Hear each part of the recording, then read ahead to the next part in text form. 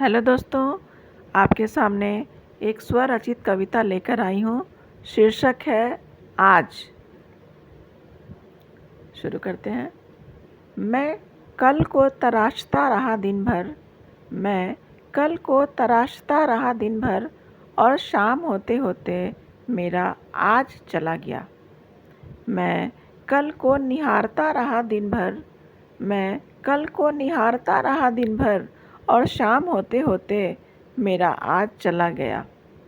मैं कल को तलाशता रहा दिन भर, मैं कल को तलाशता रहा दिन भर, और शाम होते होते मेरा आज चला गया।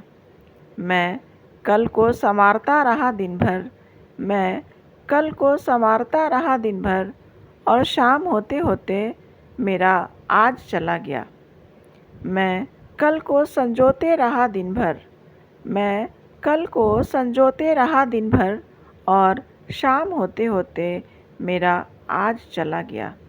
मैं कल को सजाते रहा दिन भर, मैं कल को सजाते रहा दिन भर, और शाम होते होते मेरा आज चला गया।